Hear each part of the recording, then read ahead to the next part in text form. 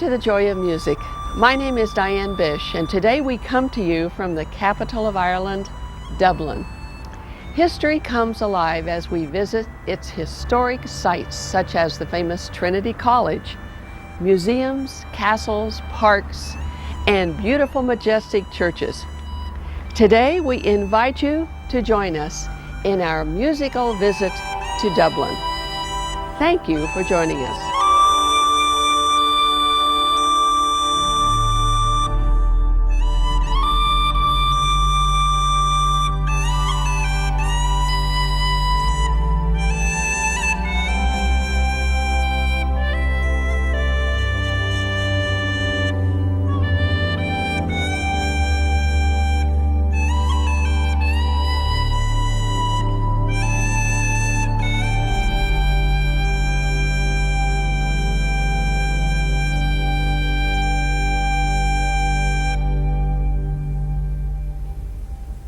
In 1191, St. Patrick's was raised to the status of a cathedral, and the present building, the largest church in the country, was erected between 1200 and 1270. It also became the first university in Ireland. Over the centuries, as wind and weather, fire and flood, religious reformation and persecution took their toll. The cathedral fell into serious disrepair despite many attempts to restore it. Eventually, between 1860 and 1900, a full-scale restoration was carried out.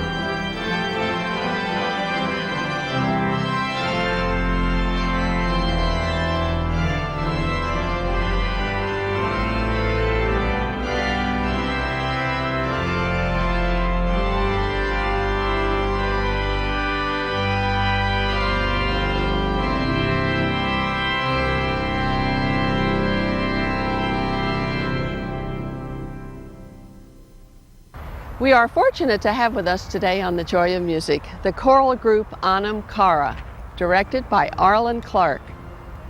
While the group's name Anam Cara is Gaelic in origin, this singing ensemble is actually from Idaho Falls, Idaho.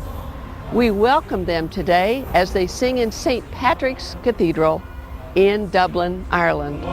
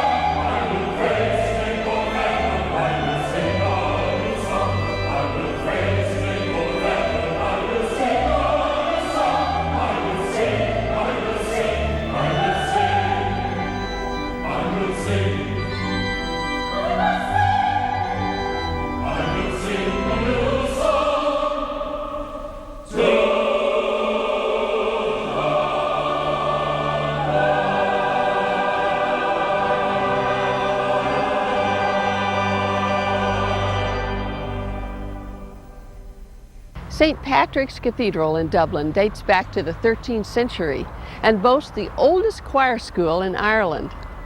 The organ, originally built by Renatus Harris in 1693, was rebuilt by Harrison and Harrison in 1994 and is the largest organ in Ireland. It consists of 4 manuals and 64 registers.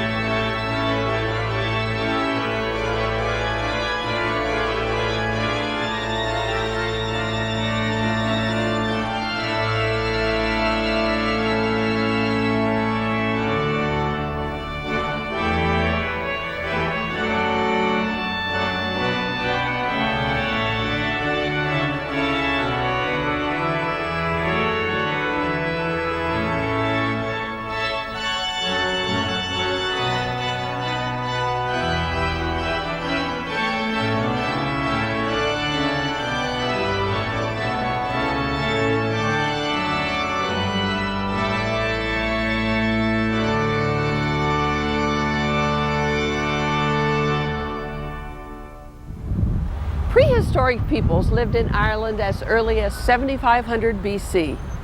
By the 3rd century BC, the Celts arrived and became the dominant people.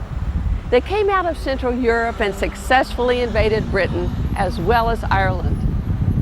Although virtually everyone in Ireland speaks English, the Irish language and the Irish culture have their roots in the culture of these ancient peoples.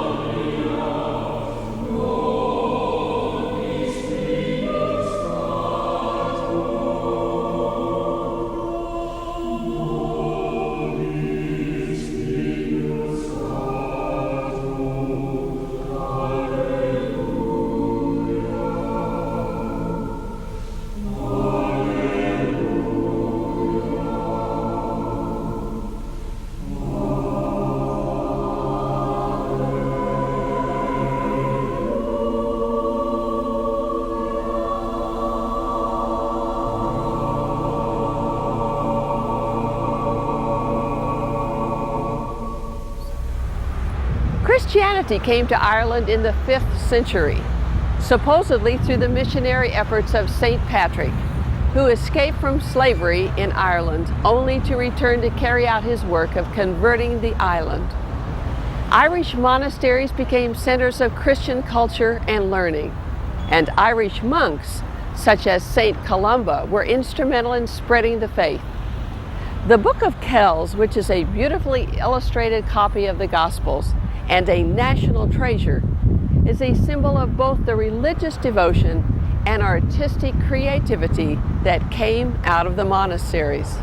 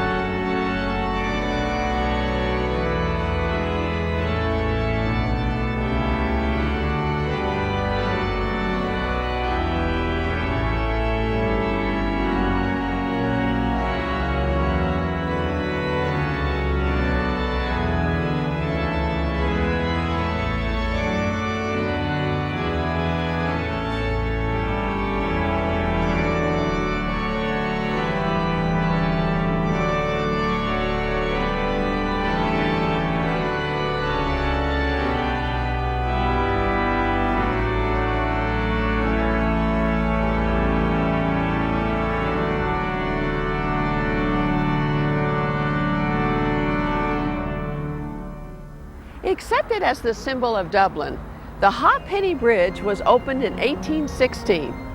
The bridge acquired its unofficial moniker from the toll paid to cross the river. One old halfpenny. The bridge is the only pedestrian bridge on the Liffey River and has 3 lamps supported by curved ironwork over the walkway. Just be careful when you go across. The bridge moves when being crossed.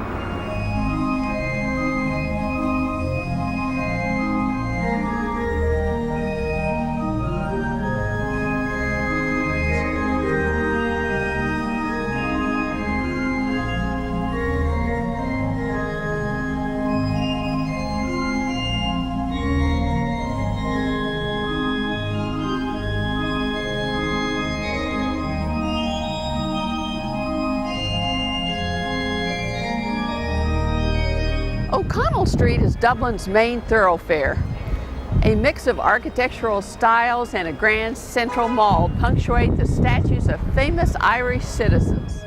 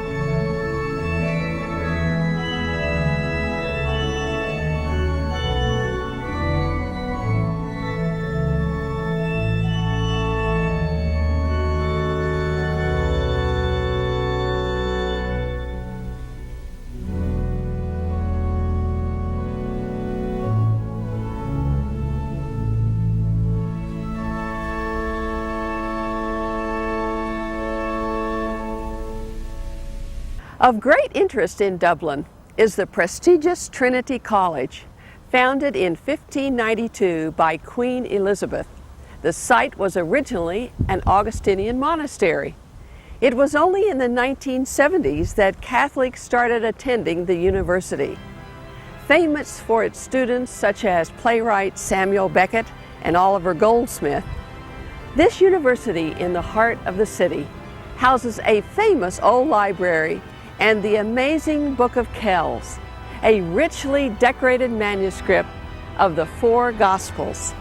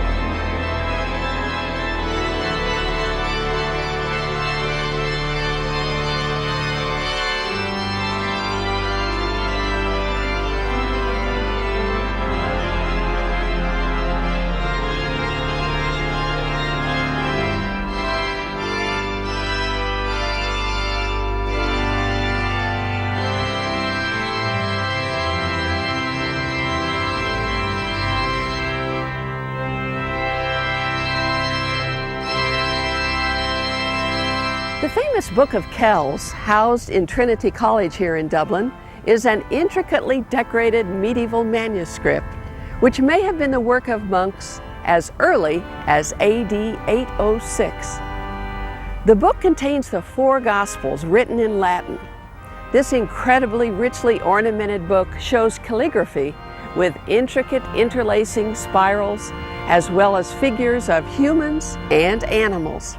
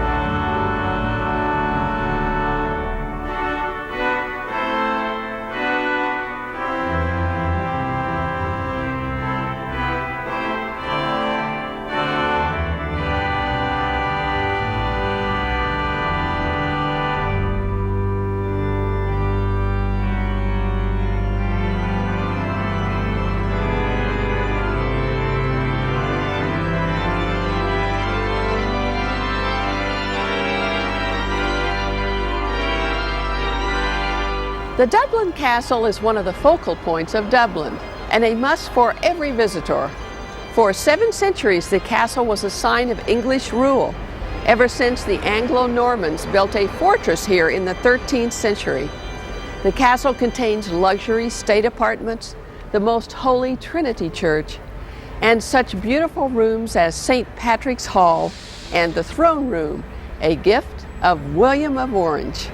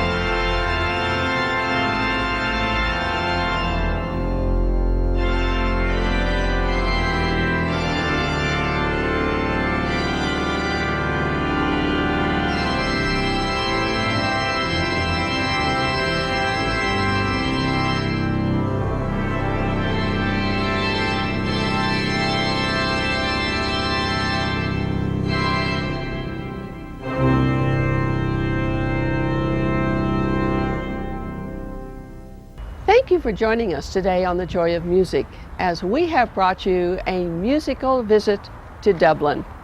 We hope you have enjoyed our time together, and we look forward to seeing you again next week on The Joy of Music.